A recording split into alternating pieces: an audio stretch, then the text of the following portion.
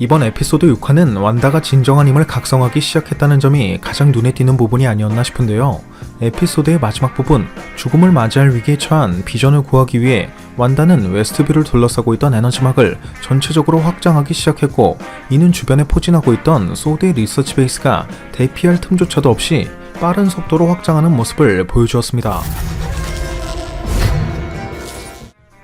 앞서 할로윈 파티가 열리고 있던 웨스트뷰에서 완다가 토미와 빌리에게 앨리스 애비뉴를 지나가지 마라 라고 언급하는 장면과 Please just remember to Don't go past Ellis Avenue. We know, Mom. We know. be careful.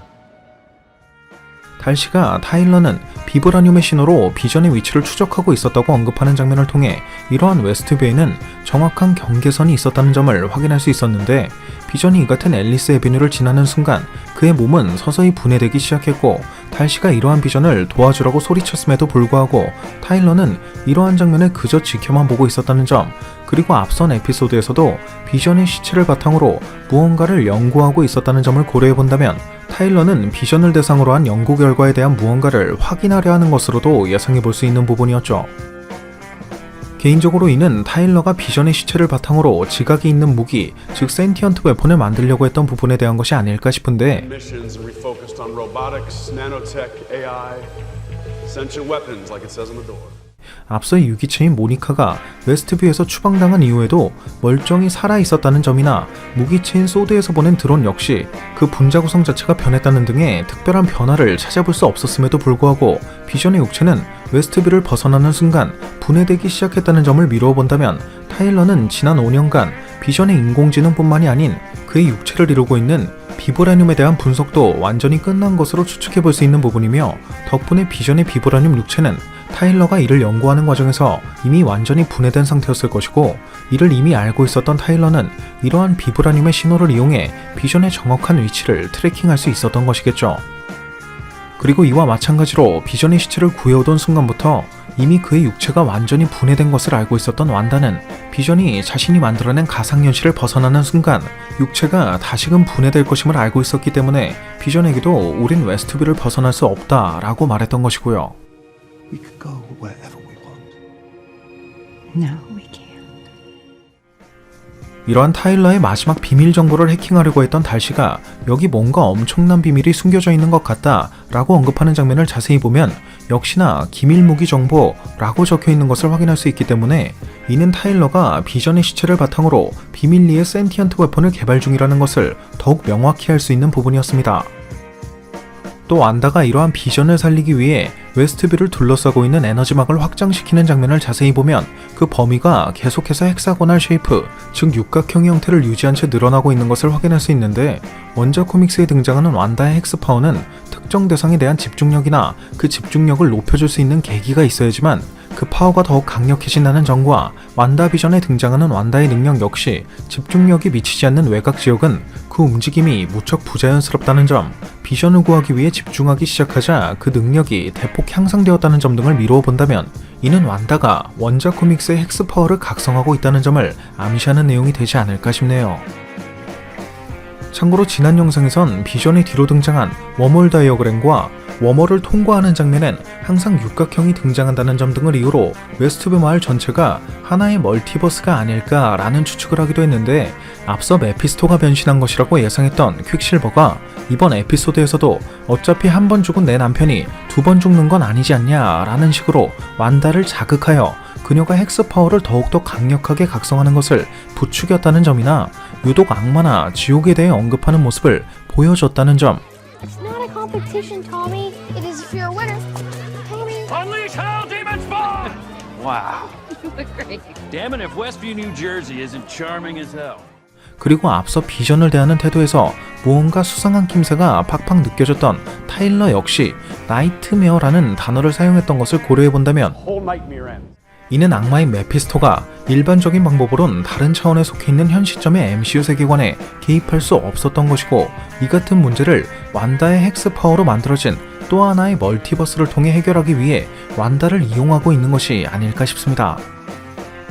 또 이번 에피소드의 도입부에 흘러나오는 배경음악의 가사를 자세히 보면 혼돈에 맞서 싸우려고 하지 마라, 무슨 짓을 했는지 의심하지도 마라. 어느 날은 모든 것이 혼란스러울 것이다. 왜곡된 하루하루를 버텨보자 라는 완다 비전의 혼란스러운 감정이 그대로 표현되고 있다는 점을 알 수 있었고, 무인도에 갇혀 굶주리고 있는 한 아이에게 상어가 나타나 나도 그 굶주림을 기억하고 있다며 요 매직이라는 스낵을 주는 광고는 앞선 에피소드에 등장했던 광고들이 모두 완다의 트라우마들을 그리고 있다는 점을 고려해봤을 때 완다가 무인도와 같이 제한된 공간인 웨스트뷰 안에서 비전을 되살릴 수밖에 없는 상황을 표현하는 것이 아닐까 싶은 바이며, 이처럼 상어가 자신이 먹었던 것과 동일한 스낵을 주는 것은 완다와 비전이 모두 동일한 인피니티 스톤에서 그 힘을 얻었다는 점, 그리고 비전은 현재 완다가 내뿜는 마인드 스톤으로부터 비롯된 파장, 즉 CMBR과 동일한 파장을 가지고 있는 웨스트뷰 안에서만 존재할 수 있는 마치 살아있는 시체 같은 상황이라는 것을 완다 본인도 인지하고 있다는 점에 대한 트라우마가 표현된 것이 아닐까 싶네요.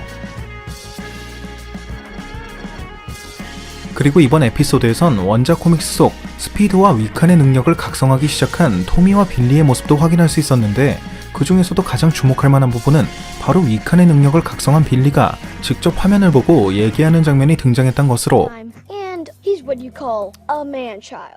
이는 빌리가 제4의 벽을 넘나드는 데드풀과 같은 능력을 가지고 있다는 점을 직접적으로 드러내는 부분이었죠.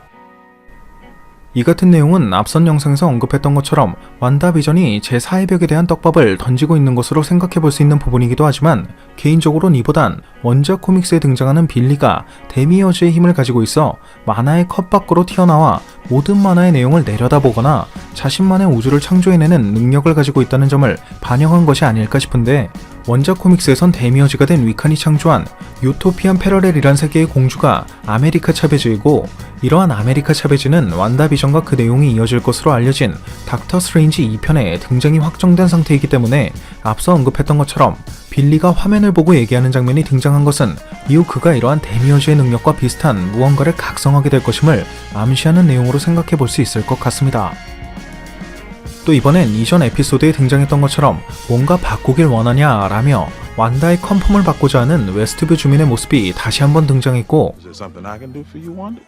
지난번 의사가 보여줬던 엑스레이 결과에 이어 이번엔 달시가 모니카의 몸이 심상치 않다는 것을 언급하여 이후 그녀가 원작 코믹스의 스펙트럼으로 각성할 것임을 암시하는 장면도 또다시 등장하는 것을 확인할 수 있었죠. 그리고 토미가 킥에스라고 언급한 것은 에런 존슨과 에반 피터스가 모두 출연했던 영화 킥에스의 이스터에그였으며, Yeah, kick-ass. I feel the need. Kick-ass.